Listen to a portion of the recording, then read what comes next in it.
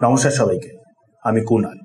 নাও Ukraine চাইছে আমেরিকার কাছ থেকে টোমাহক মিসাইল রাশিয়ার বিরুদ্ধে ইউজ করবে বলে। কারণ এই টোমাহক মিসাইল নাকি ওয়ার্ল্ডে সব থেকে বেস্ট লং রেঞ্জের ক্রুজ মিসাইল। S-400ও নাকি ধরতে পারবে না, তার উপর আবার হাইলি প্রিসাইজ, হিউজ ইম্প্যাক্ট ফেলে টার্গেটেড এরিয়াতে। তাই চলুন জেনে নেওয়া যাক এমন কি স্পেশাল আছে এই মিসাইলটাতে, কেন ওয়ার্ল্ডে সব থেকে বেস্ট বলে প্রচার করা হয়। মিসাইলটা কি আমাদের ব্রহ্মোসের থেকেও বেটার? অন্য আর কোনো কি মিসাইল আছে আমাদের ভারতের কাছে যেটাকে কিনা এই মিসাইলটার থেকেও বেটার বলা যেতে পারে? চলুন ডিটেলসে জেনে নেওয়া যাক। সর্বপ্রথমে তো এই টোমাহক মিসাইলটাকে বলা হয় লং রেঞ্জের stealth highly precise cruise missile. Cruise missile মানে যেগুলো ভূপৃষ্ঠ বা সমুদ্রের সারফেসের খুবই কাছ দিয়ে ট্রাভেল করে, যে কারণে গ্রাউন্ড বেসড র্যাডারগুলোতে সহজে ধরা পড়ে না।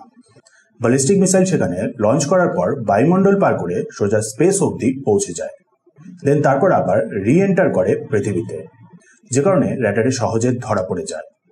সো বুঝতে পারলেন আশা করি ক্রুজ মিসাইল আর ব্যালিস্টিক মিসাইল কোনগুলোকে বলে। টোমাহক হলো ক্রুজ মিসাইল, রেঞ্জ হলো 1600 কিমি, অ্যাডভান্স ভ্যারিয়েন্ট হলে 2500 কিমি।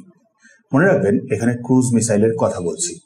ক্রুজ মিসাইল জেনারেলি এতটা দূর রেঞ্জের হয় না, টোমাহকের ক্ষেত্রে এটা হাইয়েস্ট।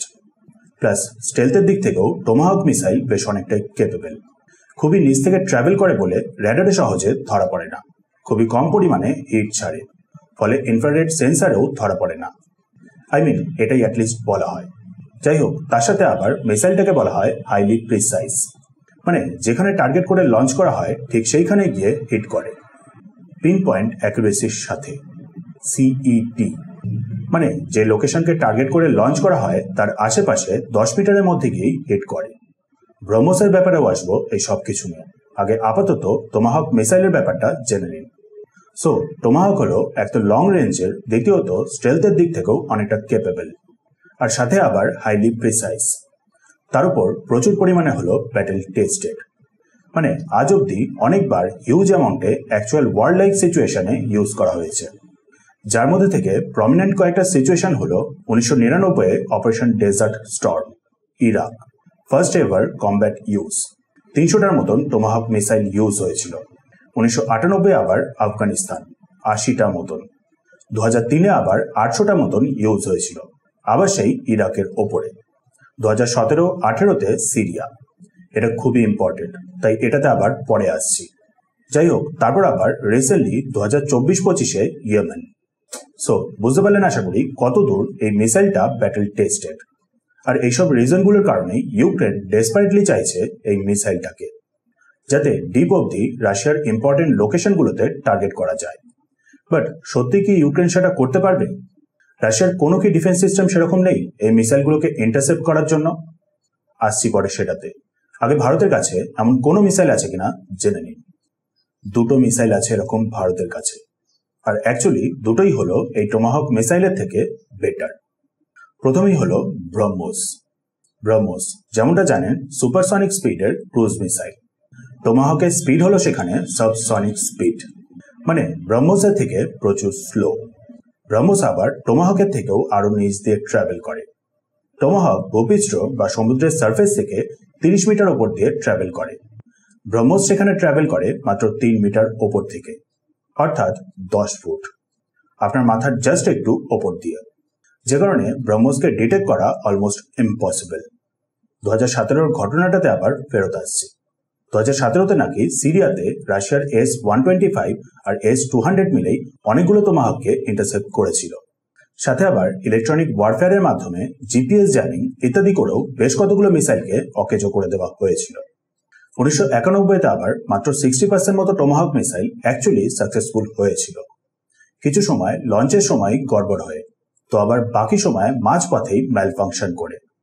মানে সিম্পল করে বললে, যতই টোমাহককে বেস্ট ক্রুজ মিসাইল হিসাবে প্রচার করা হোক না কেন, সাকসেস রেট হলো অনেকটাই কম। সেখানে ব্রহ্মোসের ব্যাপারটা আপনি ভালো মতো করেই জানেন, এখনো ইন্টারসেপ্ট হয়নি।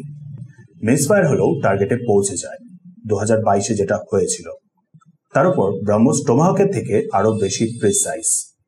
টোমাহকের সিইপি মানে সার্কুলার এরর প্রবাবেল বলেছিলাম 10 মিটার, অর্থাৎ যেখানে টার্গেট করা হবে তার আশেপাশে 10 মিটারের মধ্যেই ঠিক হিট করবে। ব্রহ্মসের সিইপি সেখানে মাত্র 1 মিটার, মানে যেখানে টার্গেট করা হবে সেইখানেই গিয়ে হিট করবে। 3 ফুট জাস্ট এদিক ওদিক। কতটা প্রিসাইজ সেটা আশা করি বুঝতে পারলেন। ব্রহ্মসের একটা খামতি যেটা ছিল সেটা হলো রেঞ্জ, বাট রিসেন্টলি সেটাতেও ইনক্রিমেন্ট করা হয়েছে। 450 কিমি থেকে বেড়ে এখন 800 কিমি। রিসেন্টলি টেস্ট হয়েছে, খুব শীঘ্রই ডিপ্লয় হয়ে যাবে।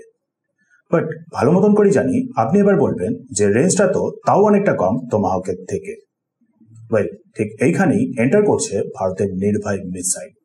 টমাহকের মতনই স্টেলথের ওপরে বেশি ধ্যান দেওয়া, বাট তবুও টমাহকের থেকে স্পিড বেশি, সাউন্ডের গতির কাছাকাছি। টমাহক সেখানে সাবসনিক। নির্ভয় মিসাইলের রেঞ্জ হলো 1500 কিমি। সিইপি মানে সার্কুলার এরার প্রবাবল হলো ব্রহ্মসের মতনই খুবই কম, 5 মিটার।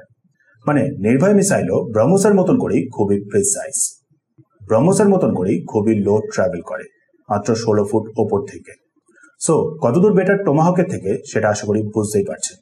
মানে সিম্পল বললে টমাহকের যতই বাড়ি চালিয়ে প্রচার করা হোক না কেন, ভারতের কাছে অলরেডি রয়েছে তার থেকেও বেটার 2টো ক্রুজ মিসাইল। নির্ভয় আবার নিউক্লিয়ার ক্যাপেবল, ব্রহ্মসের মতন করেই অলরেডি ডিপ্লয় করা। ব্রহ্মসের মতন করেই land based launcher, fighter jet, ship, submarine সবকিছু থেকেই লঞ্চ করার মতন ক্যাপেবল বানানো হচ্ছে।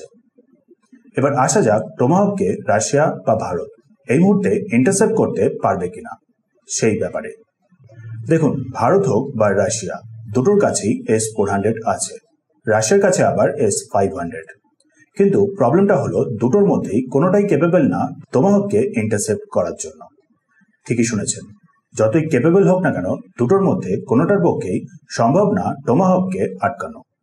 কারণটা সিম্পল, দুটোকেই ডেভেলপ করা হয়েছে লং রেঞ্জের জন্য, লো অল্টিটিউডে ক্রুজ মিসাইলের জন্য না।